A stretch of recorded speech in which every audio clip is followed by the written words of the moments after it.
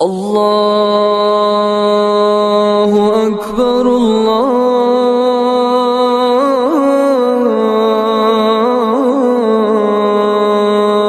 اکبر۔ السلام علیکم ورحمۃ اللہ وبرکاتہ۔ رفیقان ملت اسلامیہ، میرے عزیز بھائیوں، بلا شبہ حکمت و دانائی ایک عمدہ صفت ہے اور دین کی سمجھ ایک پاکیزہ خصلت ہے۔ اس کی اہمیت کا اندازہ اس بات سے لگائیں کہ باری تعالیٰ نے اپنی کتاب مبین میں 119 جگہ حکمت کو ذکر فرمایا ہے، بلکہ اللہ سبحانہ و تعالی نے حکمت کو اپنی صفت اور حکیم کو اپنا صفاتی نام قرار دیا ہے۔ چنانچہ اس کا فرمان ہے، اِنَّهُ أَنَا اللَّهُ الْعَزِيزُ الْحَكِيمُ۔ حقیقت یہ ہے کہ میں اللہ ہوں، بڑے اقتدار والا، بڑی حکمت والا۔ اسی طرح اللہ جل جلالہ نے اپنی کتاب کو بھی حکمت سے موصوف فرمایا ہے اور اس کی صفت قرار دیا ہے۔ چنانچہ اللہ رب العزت نے ارشاد فرمایا، بسم اللہ الرحمن الرحیم، یاسین والقرآن الحکیم۔ یاسین، قسم ہے حکمت برے قرآن کی۔ خدائے حکیم نے انبیاء کرام علیہم السلام کو علم و حکمت کی اعلیٰ صفت سے مخصوص فرمایا تھا، پس اپنے بندوں میں سے انہیں حکمت کا وافر حصہ عطا کیا تھا اور اس کے چشمے سے سیراب کیا تھا۔ چنانچہ اللہ تعالیٰ نے اپنے خلیل سیدنا ابراہیم علیہ السلام اور ان کی آل و اولاد کو بھرپور حکمت سے نوازا تھا۔ اللہ تعالیٰ کا فرمان ہے، فَقَدْ آتَيْنَا آلَ إِبْرَاهِيمَ الْكِتَابَ وَالْحِكْمَةَ۔ سو ہم نے ابراہیم کے خاندان کو کتاب اور حکمت عطا کی تھی۔ اللہ جل جلالہ نے ایک جگہ اپنے نبی سیدنا داؤد علیہ السلام کی شان میں فرمایا ہے، وَآتَيْنَاهُ الْحِكْمَةَ، اور ہم نے ان کو حکمت اور فراست عطا کی تھی۔ اسی طرح اللہ سبحانہ و تعالی نے اپنے نبی سیدنا عیسیٰ علیہ السلام کے بارے میں فرمایا ہے، وَلَمَّا جَاءَ عِيسَى بِالْبَيِّنَاتِ قَالَ قَدْ جِئْتُكُمْ بِالْحِكْمَةِ، اور جب عیسیٰ کھلی ہوئی نشانیاں لے کر آئے تھے تو انہوں نے لوگوں سے کہا تھا، میں تمہارے پاس حکمت کی بات لے کر آیا ہوں۔ در حقیقت اللہ جل جلالہ نے حکمت و دانائی کو اپنے دین کا بنیادی جوہر اور بلند حصہ قرار دیا ہے، بلکہ پورا دین حکمت و فراست کا مجموعہ ہے۔ خدائے عز و جل نے فرمایا ہے، تنزیل من حکیم حمید۔ یہ کتاب اس اللہ کی طرف سے نازل کی گئی ہے جو حکمت والا اور لائق حمد ہے۔ جی ہاں میرے دوستو، دینی فہم و فراست تمام خوبیوں کی اصل اور دانائی اور حکمت سارے اخلاق کی بنیاد ہے۔ جب بندہ حکمت سے متصف ہوتا ہے تو حکمت اسے ہر نیکی کی طرف پہنچاتی ہے، ہر بھلائی کی ترغیب دیتی ہے، ہر معیوب چیز سے روکتی ہے اور ہر مذموم شے سے اس کو منع کرتی ہے۔ حکمت آدمی کو اس بات کی ترغیب دیتی ہے کہ وہ ہر چیز کو اس کے صحیح مقام پر رکھے اور مناسب وقت پر مناسب انداز سے مناسب کام اور مناسب کلام کرے۔ در حقیقت جس شخص کو حکمت اور دانائی عطا کر دی گئی، اسے ذہانت و فطانت اور ذکاوت و بصیرت عطا کر دی گئی، اور اس نے علم و معرفت کا بڑا حصہ حاصل کر لیا اور شعور و آگہی کا بڑا نصیبہ پا لیا۔ بس ایسے بندے کی بات سیدھی اور سچی ہوتی ہے اور اس کا رویہ سب کے ساتھ بہترین اور قابل تعریف ہوتا ہے۔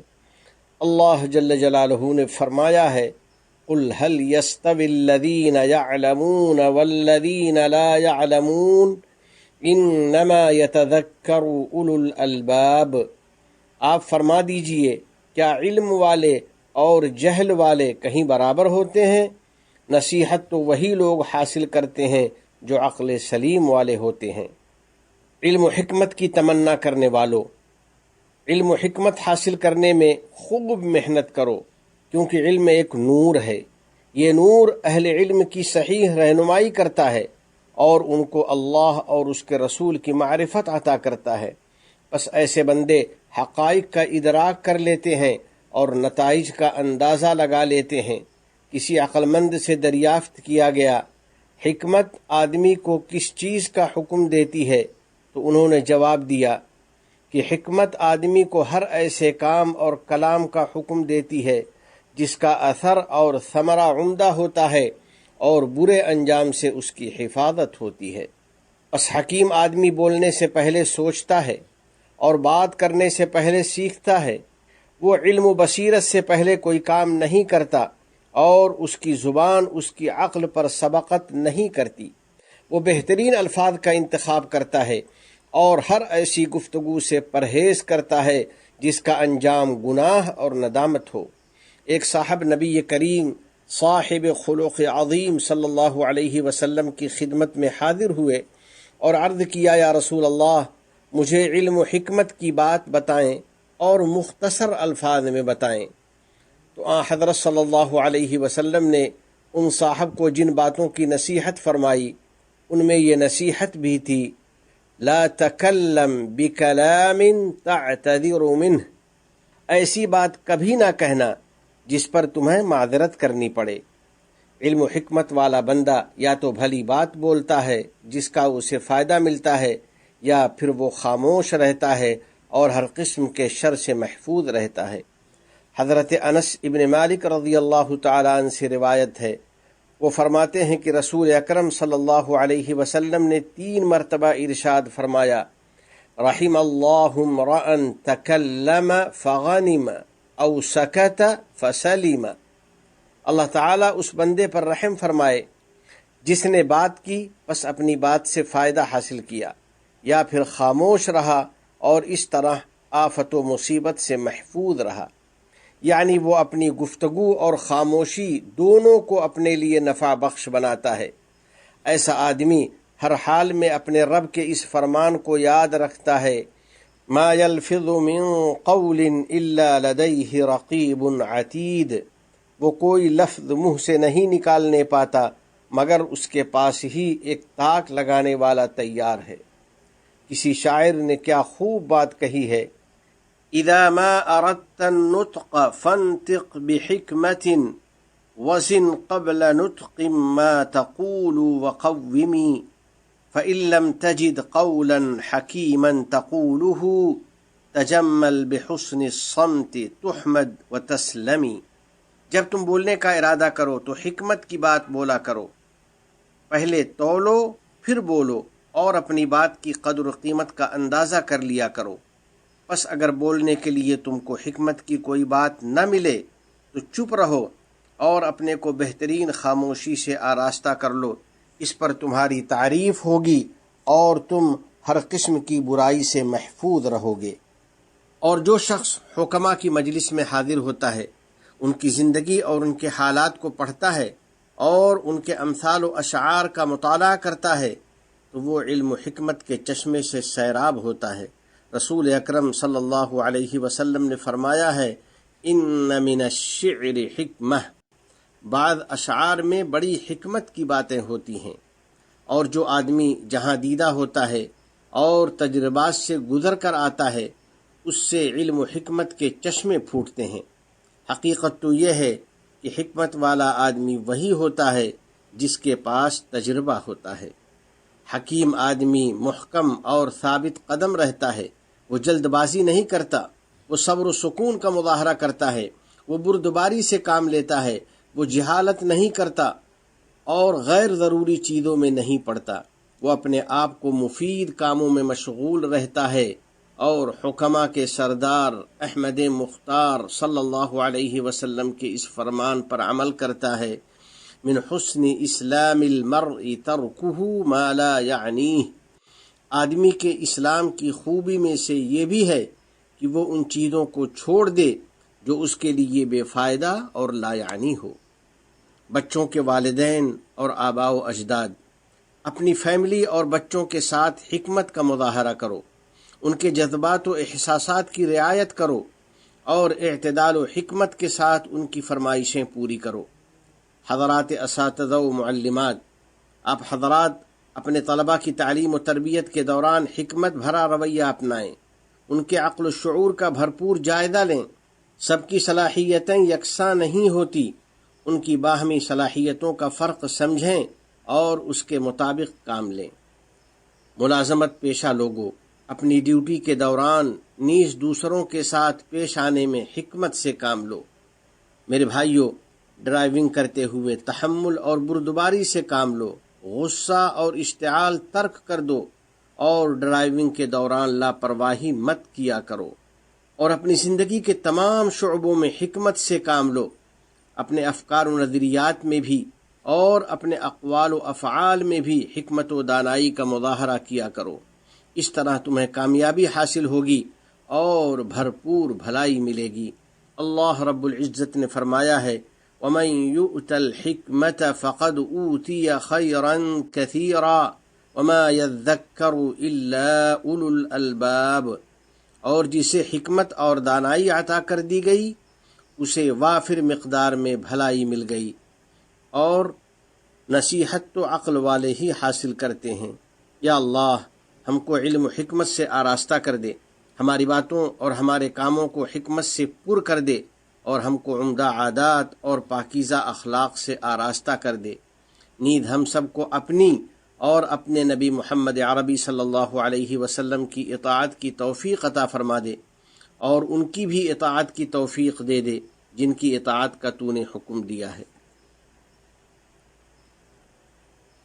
میرے نمازی بھائیوں اور عزیز دوستو، اہل حکمت کا اس بات پر اتفاق ہے کہ حکمت کی بدولت آدمی کو نیک نامی اور شہرت و مقبولیت حاصل ہوتی ہے، نیز اسے سعادت مندی اور سلامتی حاصل ہوتی ہے، اور یہ حقیقت ہے کہ کوئی بھی نعمت سلامتی کی نعمت کی برابری نہیں کر سکتی۔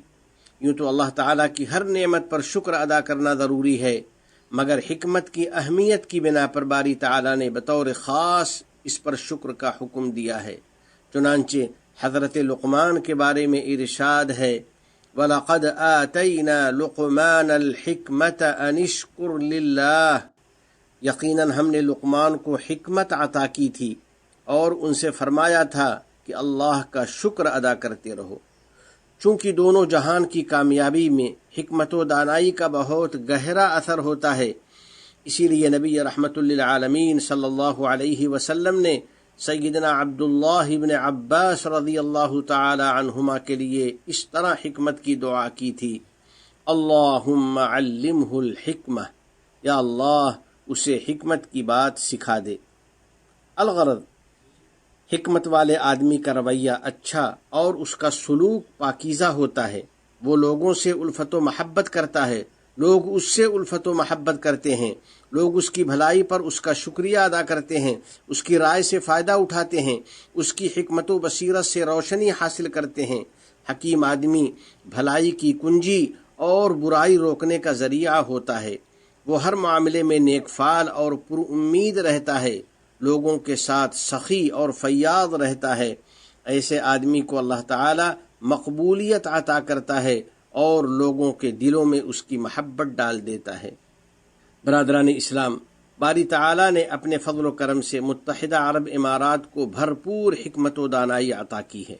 ملک کے بانی شیخ زائد اور ان کے رفقائے کار شیوخ کے زمانے سے یہ ملک حکمت کا مرکز رہا ہے۔ اس ملک کی بنیاد رکھنے والے قائدین باشعور تھے، انہوں نے ایسے اتحاد کی بنیاد رکھی تاریخ میں جس کی نظیر بہت کم ملتی ہے اور جس کی مثال بہت نادر ہے۔ پھر ان کے بعد بھی اس ملک میں حکمت والے قائدین آئے جن کے بارے میں یہ کہا جا سکتا ہے، صدقوا ما عاہدوا اللہ علیہ، جس بات کا انہوں نے اللہ سے عہد کیا تھا اسے سچ کر دکھایا۔ موجودہ قائدین نے بانو شیوخ کا طریقہ اپنایا، چنانچہ ان کی حکمت و فراست اور تعمیر و ترقی کے ساتھ اپنی حکمت و فراست اور تعمیر و ترقی کو ملا دیا، اور ان کی نیکی و بھلائی اور عطا و سخاوت کو اپنی بھلائی اور سخاوت کے ساتھ جوڑ دیا، یہاں تک کہ امارات کا خیر اور اس کی بھلائی تسلسل کے ساتھ جاری و ساری ہے۔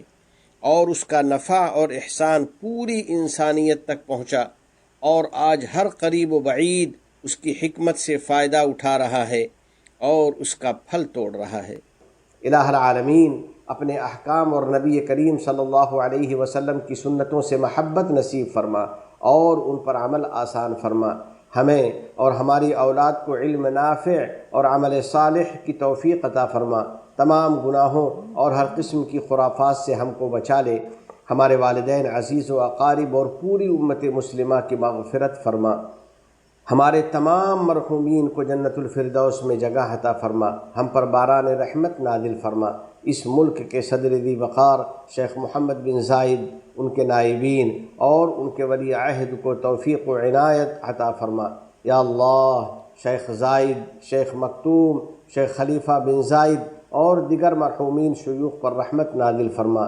اس ملک کو دین و شریعت، علم و ثقافت، عزت و احترام، تعمیر و ترقی، صفائی و پاکیزگی اور حسن و جمال کا وطن بنا۔ متحدہ عرب امارات اور عالم اسلام سمیت پوری دنیا کو امن و امان کا گہوارہ بنا۔ وفقنی اللہ و ایاکم لصالح الاعمال، وصلی اللہ علی سیدنا و نبینا و حبیبنا محمد وعلی آلہ وصحبہ اجمعین وعلی من تبعہم بإحسان إلى يوم الدین۔ السلام علیکم ورحمۃ اللہ وبرکاتہ۔